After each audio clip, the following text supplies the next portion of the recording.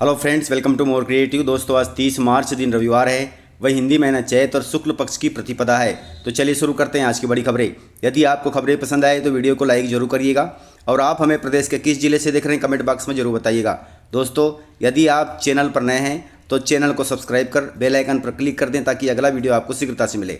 आप हमारे फेसबुक और इंस्टाग्राम पेज को फॉलो जरूर करें, इसका लिंक डिस्क्रिप्शन में दिया गया है। दोस्तों, राशन कार्ड धारियों के लिए जरूरी खबर है।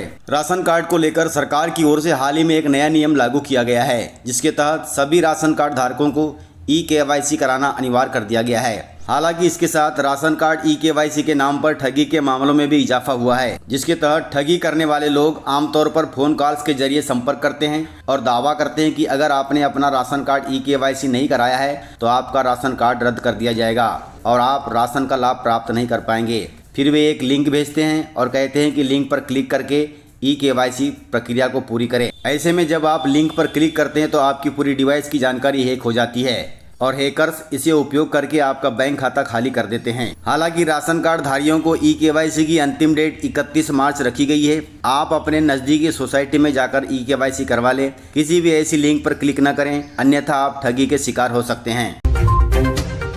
स्कूली छात्रों के लिए जरूरी खबर है। मध्य प्रदेश में इतने स्कूल होंगे बंद। दोस्तों, रायसेन जिले से खबर है। रायसेन जिले के 51 निजी स्कूलों पर ताला लगने वाला है। नया शिक्षण सत्र 1 अप्रैल से शुरू होगा। इसके लिए शिक्षा विभाग ने दिशा निर्देश जारी कर दिए हैं। सरकारी स्कूलों में प्रवेश उत्सव के साथ साथ सत्र का शुभारंभ होगा, जबकि निजी स्कूलों की मान्यता को लेकर अभी भी कागजी कार्रवाई जारी है। निजी स्कूलों की मान्यता को लेकर जिले के 51 स्कूलों में ताला डल जाएगा। इन स्कूलों में पढ़ रहे बच्चों को अब दूसरे स्कूलों में प्रवेश लेना होगा। इन स्कूलों ने मान्यता नवीनीकरण के लिए आवेदन नहीं किया है, लिहाजा इनकी मान्यता अब स्वतः ही खत्म हो जाएगी। कुल मिलाकर जिले में 51 स्कूल ऐसे हैं जिन्होंने मान्यता नवीनीकरण के लिए आवेदन नहीं किया है, इसलिए इन स्कूलों पर अब ताले लग जाएंगे।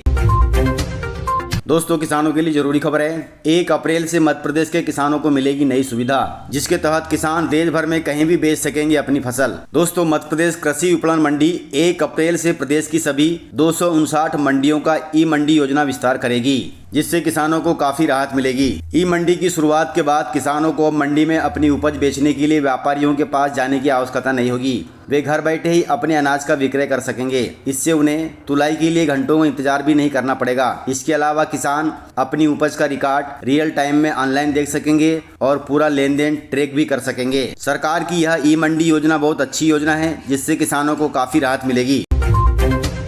दोस्तों, किसानों के खातों में पहुंचे हैं 757 करोड़ रुपए। किसानों के लिए खुशखबरी है। दोस्तों, मध्य प्रदेश में इन दिनों गेहूं की खरीदी समर्थन मूल्य पर की जा रही है। प्रदेश में गेहूं की खरीदी 2600 रुपए प्रति कुंटल की दर से की जा रही है। वहीं न्यूनतम समर्थन मूल्य 2425 रुपए के साथ राज्य सरकार द्वारा 175 रुपए प्रति कुंटल बोनस भी दिया जा रहा है। सबसे अच्छी बात यह है कि इस बार किसानों को गेहूं खरीदी के भुगतान में देरी नहीं की जा रही है। इस संबंध में प्रदेश के खाद्य मंत्री गोविंद सिंह राजपूत ने बताया कि प्रदेश के किसानों को 757 करोड़ रुपए से ज्यादा की राशि गेहूं उपार्जन की डाली जा चुकी है। मंत्री जी ने बताया कि अभी तक प्रदेश में 5,80,711 मीट्रिक टन गेहूं का उपार्जन किया जा चुका है। वहीं अभी तक प्रदेश में कुल 74,697 किसानों से गेहूं की खरीदी की गई है और यह खरीदी लगातार जारी है। खरीदी के साथ साथ किसानों को फसल का भुगतान भी किया जा रहा है। अभी तक किसानों के बैंक खातों में 757 करोड़ 36 लाख रुपए डाले जा चुके हैं। फसल का भुगतान जल्दी होने से किसानों को काफी राहत मिल रही है।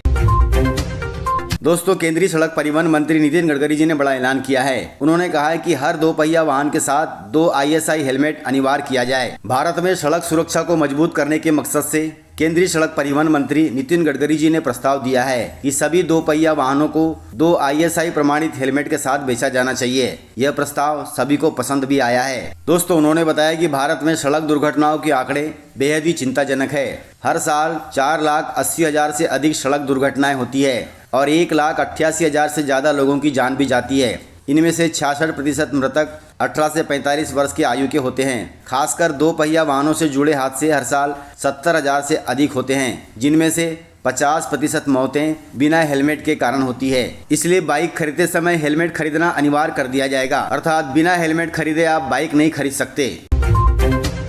दोस्तों मध्य प्रदेश में ब्रेन वॉश कर बच्चों के धर्मांतरण की कोशिश धड़ल्ले से चल रही है। मध्य प्रदेश के मंडला जिले से धर्मांतरण का एक गंभीर मामला सामने आया है, जहां 48 बच्चों को बिना पेरेंट्स की अनुमति के ईसाई धर्म की प्रार्थना में शामिल किया गया है। बाल अधिकार आयोग की टीम ने इस मामले की जांच की। टीम को बच्चों ने बताया कि उन्हें ईसाई धर्म अपनाने के लिए कहा जा रहा है। अब इस मामले में कार्रवाई की जा रही है। दोस्तों इस प्रकार प्रदेश में धर्मांतरण धड़ल्ले से चल रहा है, इस पर सरकार को संज्ञान लेना चाहिए।